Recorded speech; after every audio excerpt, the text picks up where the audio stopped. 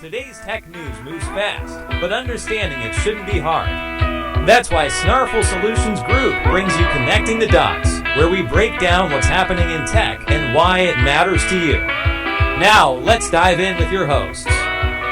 Usually when we think about our relationship with the computer, there is this very clear expectation. Right, yeah. Like it's just a tool. It sits there quietly, waiting for you to click a mouse or, type on a keyboard. It only does exactly what you tell it to do. Yeah, it is entirely reactive by design. I mean, you provide the input, the machine provides the output. Exactly. And historically, that has been a very safe, predictable dynamic that we basically all built our workflows around. Right, but then you look at what is happening in the hardware space, literally right now, and suddenly that predictable relationship is, well, it's just dissolving. It really is. We're looking at this fundamental technological shift where your laptop isn't just a passive tool waiting for instructions anymore. It is actively trying to become your autonomous teammate. Oh, definitely. Yeah. And moving from a reactive machine to a proactive agent requires an entirely new approach to, well, how we build the silicon. Yeah. We are watching the architecture of personal computing be rewritten from the ground up. That is exactly what we are unpacking today. I'm Alex. And I'm Morgan. Broadcasting right here from Snarful Solutions Group in sunny Sacramento, California. Welcome to Connecting the Dots, the daily show breaking down tech news and its everyday impact on you. And today we are pulling from recent press releases, leaked hardware specifications, and a truly fantastic critical breakdown from PC world. Our mission today, to figure out if your next laptop is going to be a helpful tool or an autonomous employee that literally never sleeps. But before we jump into the silicon, let's get you oriented for the day. Today is Monday, June 1st, 2026. And looking out the window here in Sacramento, we have a beautiful sunny summary for you. It is going to hit 93 degrees Fahrenheit today with a very gentle 3-mile-per-hour wind. Sounds perfect. Right. Perfect weather to stay inside in the air conditioning and talk tech. But do keep an eye out if you're traveling, because there are currently 258 active U.S. weather alerts, with 67 of those situated over land. Yeah, you can always check weather.gov for the specifics in your area. And taking a quick look at the financial markets from Friday, May 29, the Dow Jones closed on a high note. Nice. It was up over 258 points, which is a 0.51% bump, closing out at 51,032.46. The S&P 500, meanwhile, stayed relatively flat, just inching up by 0.73 points to close at 7,580.06. Okay. And for the crypto watchers waking up this Monday morning, Bitcoin took a bit of a dip over the weekend. It's down 2.6%, sitting at 71,658.75. Today's episode is brought to you by Strong Coffee, the premium instant coffee that tastes like a traditional brew but is packed with 15 grams of protein, MCTs, and adaptogens like ashwagandha. Get clean, sustained energy without the jitters. Use promo code SNARFLE for 20% off at strongcoffeecompany.com. All right, let's unpack the brain of this whole operation, because when you hear the name Nvidia, your mind immediately goes to massive data center AI. Oh, absolutely. They are the giant building the heavy infrastructure, those sprawling server farms that power the cloud. But with their latest announcement, they are stepping right out of the server farm and straight into our backpacks. Yeah, they are officially crossing the line to become a consumer PC chipmaker, directly taking on Intel, AMD, and Apple in the laptop space. Nvidia just announced the RTX Spark. Yeah, the Spark. It's this family of Arm-based chips Sure. that Nvidia is boldly calling the most efficient PC chip ever built. And what really stands out here is the manufacturing reality behind that claim, right? Because they didn't build this in a vacuum. No, they did. The RTX Spark is manufactured on the TSMC 3 process, and they partnered with MediaTek. Oh, right. Huge player. Exactly. A massive player in Arm-based system-on-a-chip designs to build the custom CPU. Let's actually look closer at that TSMC 3 process, because 3 nanometer gets thrown around as a buzzword constantly. Yeah. Why does that specific manufacturing process matter so much for a consumer laptop? Well, it all comes down to the fundamental physics of electricity and heat. A 3 nanometer process means they are packing the microscopic transistors on the chip closer together than ever before. When transistors are that physically close, the electrical signals just have less distance to travel. Shorter distance means less power is required, and less power means significantly less heat is generated. Which is huge for a laptop. It's the only way. That extreme efficiency is the only physical way you can cram the kind of processing power NVIDIA is offering onto a piece of silicon small enough for a laptop without it, instantly catching fire. And the power they're cramming onto this chip is just Staggering. I mean, we are talking about up to 20 CPU cores paired with 6,144 GPU cores. That's massive. Right. To put that graphical horsepower into perspective, that is roughly the equivalent of an RTX 5070 mobile GPU, but integrated directly alongside the processor. Having that level of graphical capability built into the core architecture totally changes the game. But the real bottleneck breaker here is the memory configuration. The RTX Spark comes with up to 128 gigabytes of unified memory. Let's unpack this, because unified memory, we've heard that phrase constantly since Apple introduced their silicon chip. Oh, constantly, yeah. But let's break down how it actually fundamentally changes your computer's performance. Historically, your CPU and your GPU have acted like two completely separate factories. Right. And when they need to share materials, they have to send trucks back and forth over a single-lane highway, which is the PCIe bus on your motherboard. Which is exactly where data gets trapped. When you are running a massive, high-speed AI task, that highway gets completely jammed. Totally. Unified memory tears down those two separate factories and puts the CPU and GPU into the exact same building with a shared warehouse. Oh, I see. Yeah, they don't have to copy or move the data across a motherboard anymore. They just hand each other the clipboard. It dynamically allocates that 128 gigabyte pool of RAM wherever the workload needs it most at that exact millisecond. But because this is an Arm-based chip, we do have to talk about the elephant in the room. Most of the legacy Windows software that businesses rely on was built for traditional x86 processors. Right. Yeah. The architecture Intel and AMD have dominated for decades. Yeah, so how does an ARM-based chip run decades of x86 Windows applications? Well, it relies on Microsoft's Prism emulator.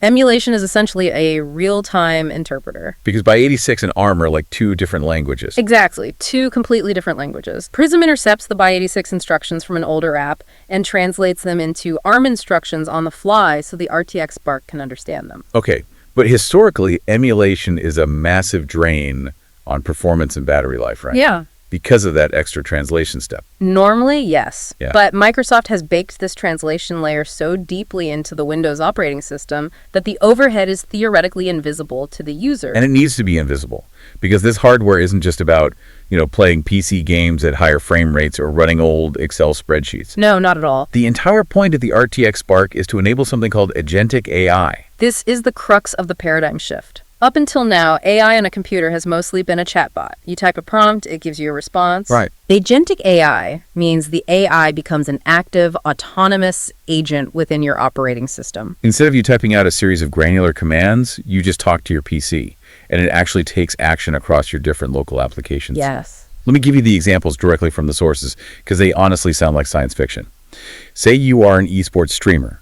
You tell your PC out loud that you are stepping away for dinner. Okay. The AI agent interprets that, automatically mutes your microphone in your audio software, dims your physical studio lights, and switches your broadcasting software to an away screen. That's crazy. It coordinates across hardware and software without you clicking a single menu. Or take a software developer. The AI agent can autonomously monitor their local GitHub project in the background while they work. Wait, really? Just running in the background? Yep. And when it spots a routine quality assurance issue or a syntax error, the agent literally takes over the laptop's keyboard and mouse cursor to fix those boring, repetitive bugs in real time. Oh. Yeah, leaving the developer free to focus entirely on the complex system architecture. It's exactly like the RTX Spark is giving you a genius intern who lives completely inside your laptop. That's a great way to put it. Right. And think about how you manage an intern. You don't stand over their shoulder and tell them exactly how to move their mouse to fix a typo. You just say, hey, fix the formatting on this report, and they figure out the sequential steps to make it happen. And the distinction of that intern living locally on your machine is vital. Yeah. Because the intelligence is running on the RTX Spark's unified memory, you don't need to send your private company code or personal data up to a random cloud server to be processed. Your data stays on your desk. Exactly. Furthermore, you aren't burning through expensive cloud AI token subscriptions every time you ask the computer to do a routine task.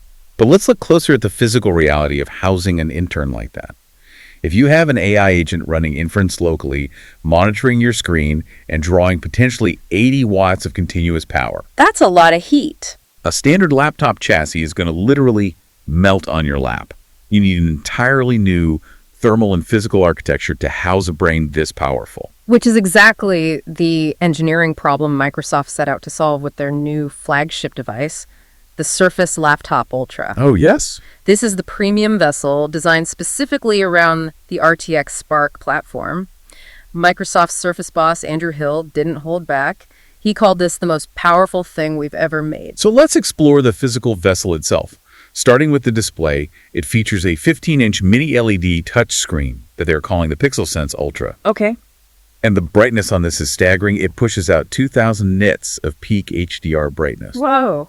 Just to contextualize that, standard laptops usually hover around 400 to 500 nits. 2,000 nits means you could comfortably edit HDR videos sitting outside in direct noon sunlight. The mini LED technology is what makes that possible without instantly draining the battery.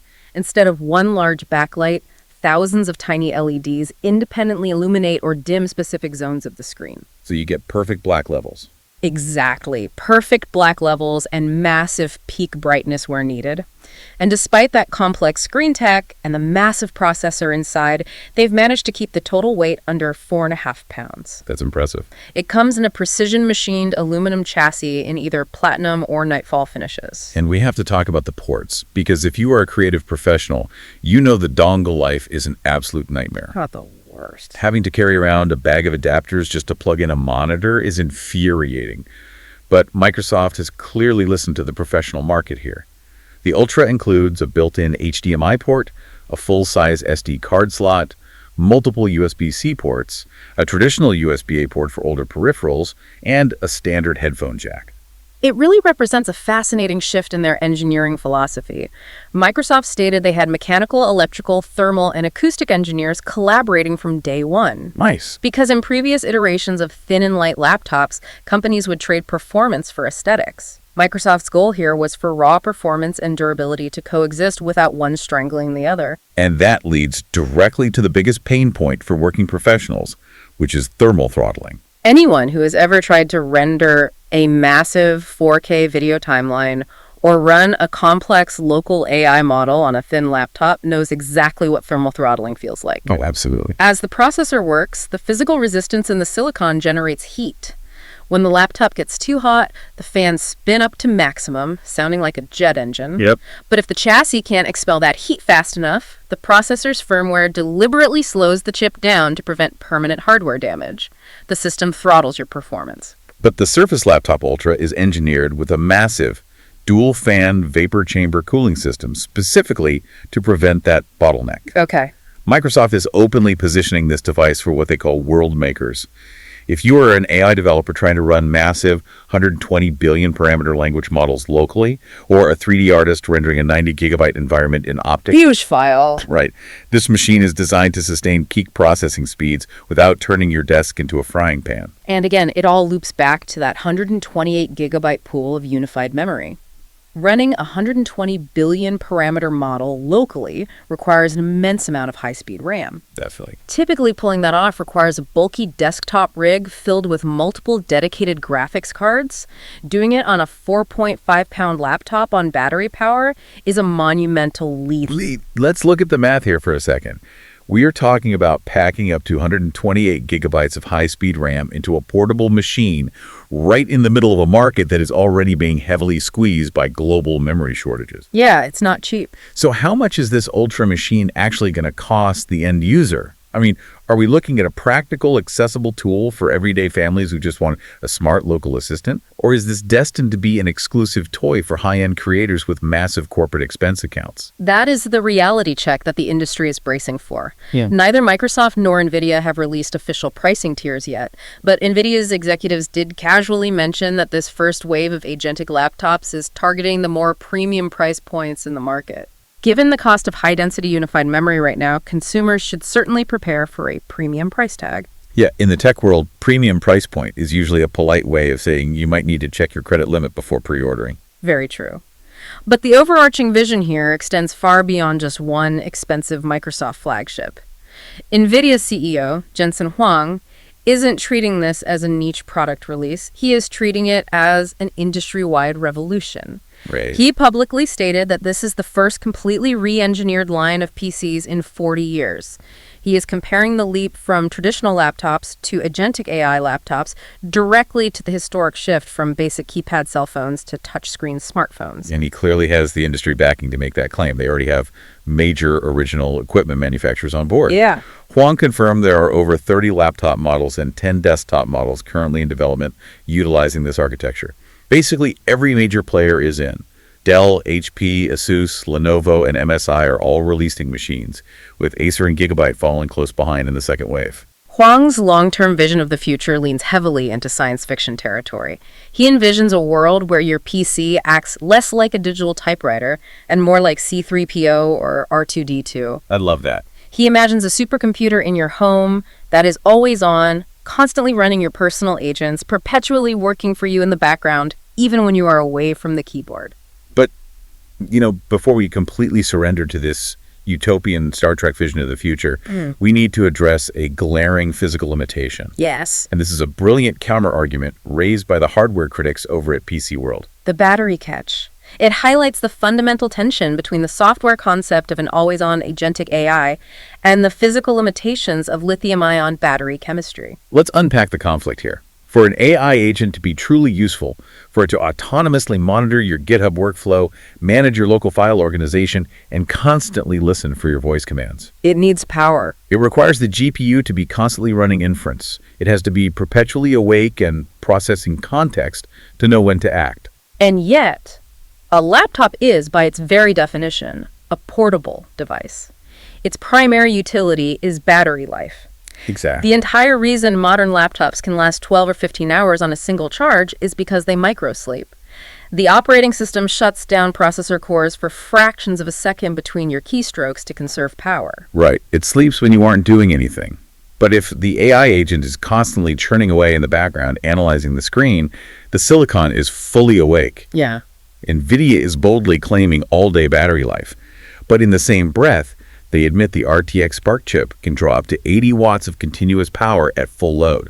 That's a massive contradiction. It is like buying a high-performance sports car, but being forced to leave the engine revving in the driveway 24 hours a day, 7 days a week, just in case you want to drive somewhere. You are going to run out of gas instantly. A standard laptop lithium-ion battery simply isn't built to sustain an 80-watt continuous draw for an entire working day. Not at all. PC World poses the ultimate practical question. Will these highly anticipated agentic laptops actually survive a cross-country flight without a power outlet? Or are they really just desktop PCs trapped in thin business suits, forever tethered to a wall charger? Nvidia counters by saying the chip can smartly scale down to low single-digit wattage when the workload is light. Okay, sure. But if my local agent is autonomously fixing my code and rendering video proxies while I'm eating dinner, it isn't the light workload. The software ambition is essentially going to war with the battery physics, and the math feels very fuzzy right now. It is the classic clash between software dreams and hardware reality.